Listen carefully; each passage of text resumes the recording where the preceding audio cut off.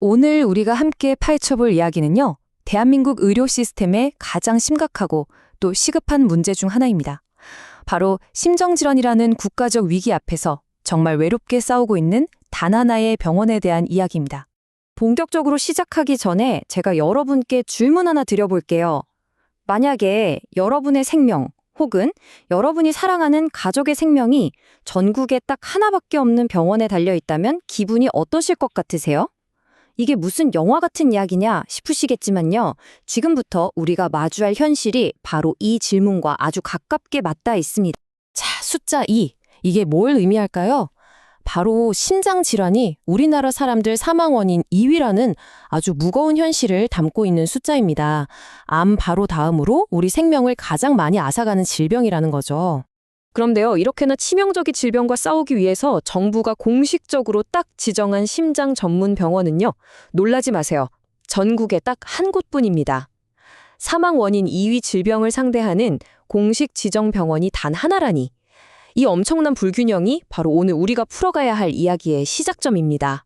그럼 먼저 현재 우리 의료 시스템이 어떤 위기에 처해 있는지부터 좀 들여다볼게요. 심장마비 같은 응급 상황에서 골든아워라는 말 다들 들어보셨죠? 말 그대로 생사를 가르는 정말 결정적인 시간이잖아요. 근데 지금 우리 시스템은 이 골든아워를 지켜내기 위해서 정말 하루하루 힘겨운 사투를 벌이고 있는 실정입니다. 이 그래프를 보시면 그 현실이 얼마나 냉혹한지 바로 드러납니다. 우리나라의 급성 심근경색 치명률은 8.8%, OECD 평균이 6.6%니까 훨씬 높죠. 이게 그냥 숫자 노름이 아니에요. 쉽게 말해서 만약 한국에서 당신이나 당신 가족이 심장마비를 겪으면 다른 선진국에 비해 살아남을 확률이 통계적으로 더 낮다는 정말 무서운 뜻입니다. 바로 이런 절망적인 상황 속에서 오늘 이야기의 주인공이 등장합니다. 정부로부터 심장 전문 병원이라는 타이틀을 공식적으로 받은 우리나라 유일의 기관, 바로 부천세종병원입니다. 정말이지 고독한 챔피언이라고 할 수 있겠죠. 아니 근데 왜 딱 한 곳밖에 없을까요? 전문 병원이라는 이 이름표는 그냥 아무나 달 수 있는 게 아니거든요. 정부가 내건 기준이 정말 상상 이상으로 까다롭기 때문입니다. 자, 이 표를 한번 보세요. 환자 중에 심장질환 환자가 얼마나 되는지부터 시작해서 수술은 얼마나 많이 하는지, 심장내과나 흉부외과 같은 필수 과목들은 다 갖췄는지, 의사나 간호사 수는 충분한지, 이런 7가지의 깐깐한 기준을 모두 하나도 빠짐없이 통과해야 합니다. 특히 심장 분야는 워낙 높은 수준의 전문성을 요구해서 이걸 다 맞추기가 정말 하늘의 별 따기인 거예요. 그러다 보니 결국 딱 한 곳만 남게 된 거죠. 그렇다면 이 유일한 병원은 도대체 어떻게 이 모든 어려움을 이겨내고 최고의 의료 서비스를 제공하고 있는 걸까요? 그들만의 성공 방정식을 한번 뜯어보겠습니다. 이 병원의 핵심 전략은 아주 명확하고 강력합니다. 바로 이거예요. 실력은 대학병원급인데 속도는 대학병원보다 훨씬 빠르다. 우리가 큰 병원 가면 하염없이 기다려야 하잖아요. 근데 여기선 그럴 필요 없이 최고 수준의 치료를 바로 받을 수 있다는 거죠. 이건 환자 입장에선 정말 무엇과도 바꿀 수 없는 가치입니다. 그 대학병원급 실력의 근거가 바로 이 숫자입니다. 무려 33명의 심장 관련 전문의. 어지간한 대형 대학병원보다도 많은 숫자예요. 이 막강한 의료진 자체가 다른 병원들이 감히 따라할 수 없는 거대한 벽이자 핵심 자원인 셈입니다. 그리고 빠른 속도의 비밀은 바로 이 한라인에 있습니다. 119 구급대와 병원이 직접 통화하는 직통 채널이 있어서요. 구급차가 환자를 태우는 순간 병원에서는 이미 수술 준비에 들어가는 겁니다. 1분 1초가 말 그대로 생명을 좌우하는 심장질환에서 이 시스템은 정말 가장 중요한 생명줄인 거죠. 하지만 이렇게 영웅처럼 고군분투하고 있음에도 불구하고 이 병원을 그리고 다른 병원들이 심장 분야에 뛰어들지 못하게 가로막는 아주 거대한 현실의 벽이 있습니다. 바로 시스템의 문제죠. 크게 보면 딱 3가지입니다. 의사들은 지쳐서 나가 떨어지고 병원은 수술할수록 손해를 보고 혹시라도 잘못되면 엄청난 법적 책임을 져야 하고 이건 단순히 의사나 병원만의 문제가 아니에요.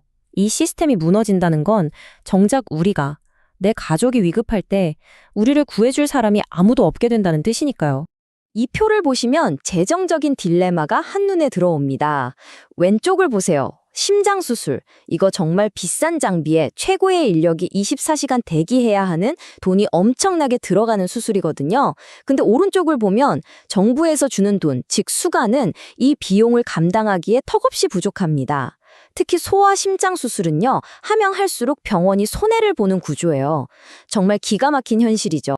돈 문제보다 어쩌면 더 심각한 게 바로 이 법적 리스크입니다.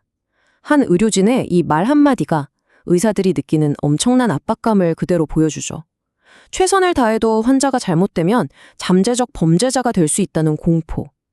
이런 공포가 의사들을 수세실에서 떠나게 만들고 또 가장 어렵고 위험하지만 누군가에겐 마지막 희망일 수 있는 수술 자체를 피하게 만드는 겁니다.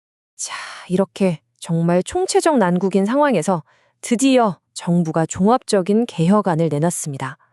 과연 이게 이 기나긴 위기의 터널 끝에서 한 줄기 빛이 될 수 있을까요? 정부 계획은 크게 4개의 기둥으로 이루어져 있습니다.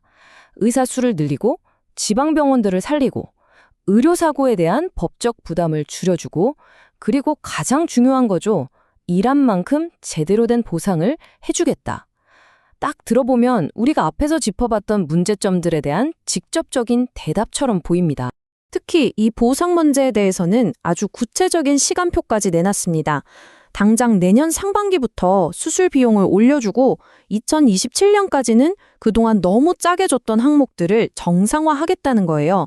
그리고 고위험 수술이나 24시간 응급대기처럼 힘든 일을 하는 곳에는 공공정책 수가라는 이름으로 추가 보상을 해주겠다는 계획입니다. 자, 그렇다면 정부의 이런 개혁안이 정말로 효과를 발휘해서 지금의 이 고독한 챔피언을 넘어 대한민국 전역에 생명을 구하는 군단을 만들어낼 수 있을까요? 결국 이 모든 노력의 최종 목표는 딱 하나입니다. 여러분이 어디에 사는지, 운이 좋은지에 따라서 생사가 갈리는 게 아니라 전국 어디서든 기댈 수 있는 튼튼한 심장질환 안전망을 만드는 것, 바로 그겁니다. 전문가들은 여기서 한 발 더 나아가서 몇 가지 아이디어를 덧붙입니다. 지금 너무 높은 전문병원 지정 기준을 좀 현실적으로 낮춰서 더 많은 병원이 참여하게 하고 병원끼리 의사를 공유할 수 있게 하고 진단을 돕는 AI 기술을 빨리 도입하고 또 구급차가 환자 상태에 딱 맞는 병원을 실시간으로 찾아주는 스마트 시스템을 만들자는 거죠. 정부의 계획과 전문가들의 재원. 과연 이런 노력들이 모여서 한 명의 영웅에게 모든 짐을 지웠던 이 위태로운 싸움을 끝낼 수 있을까요? 심장질환이라는 거대한 위협으로부터 우리 모두를 지켜낼 생명의 군단을 정말로 만들어낼 수 있을까요? 그 결과는 앞으로 이 계획들이 얼마나 제대로 그리고 신속하게 실행되는지에 달려 있을 겁니다.